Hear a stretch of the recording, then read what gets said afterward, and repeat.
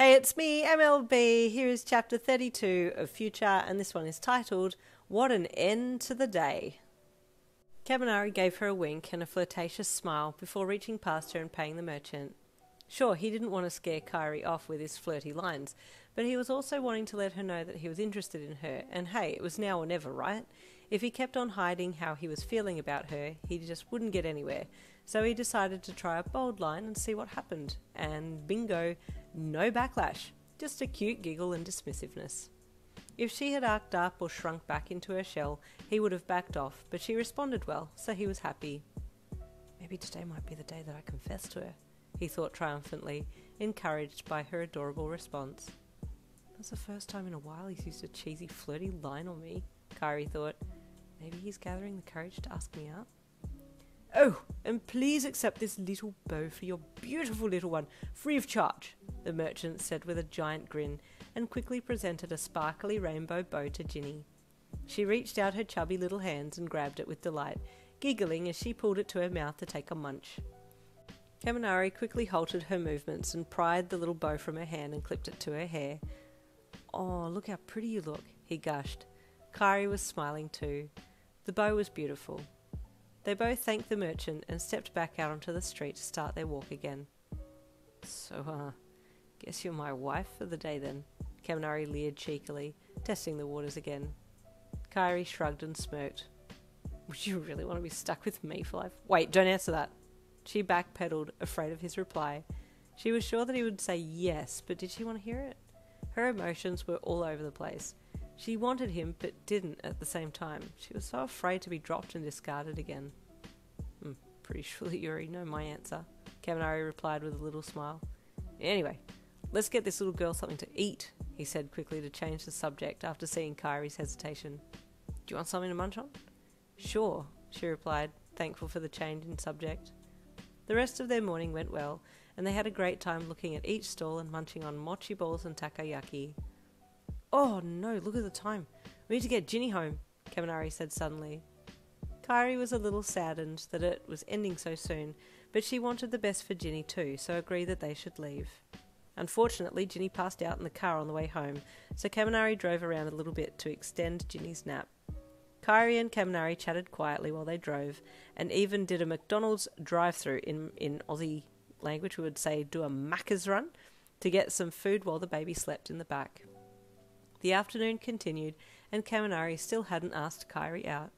The opportunity just never presented itself, and Kairi was a mixture of relief and disappointment. Has he changed his mind? She thought despondently. Am I not worthy of it, after all? Her heart grew heavy. Ginny woke up after an hour and a bit, and Kaminari headed for home. Hey, thanks so much for coming with me today, he said happily to Kairi. I had a really nice time. Almost felt like we were a family, he thought. Oh, you're welcome. It was fun, she replied. I kind of wish that he'd asked me out though, but maybe I'm happy he didn't. I don't know, she thought. She sighed. Kaminari glanced at her as they pulled into the driveway. He shut the engine off and sat still for a moment. Hey, Kairi? He asked, not looking at her, his hands gripping into the steering wheel. I have a question. Kairi's heart leapt. Oh, crap. Is he going to ask me out now? Do I say yes? Sure, Kaminari. What is it?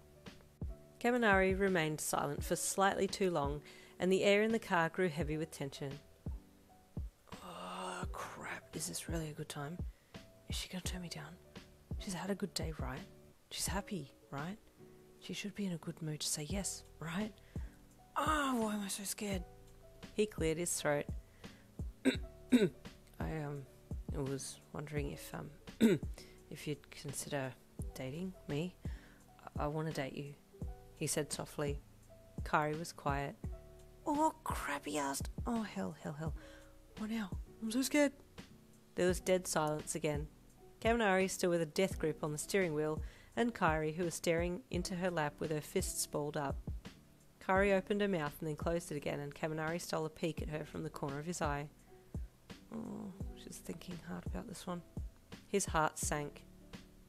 No, she replied softly, instantly regretting her reply and grimacing. Kaminari was devastated. He'd ruined it. His already sinking heart sank right down into his shoes. "Oh," he replied quietly. "I'm sorry," he added as a lump formed in his throat. Kairi was welling up with tears.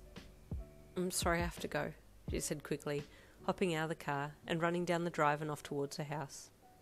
Kaminari sighed once she'd gone and let his head slump forwards and rest on the steering wheel.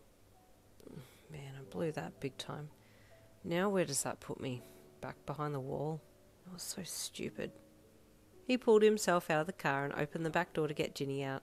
She smiled up big and giggled when she saw him, which helped cure his aching heart a little.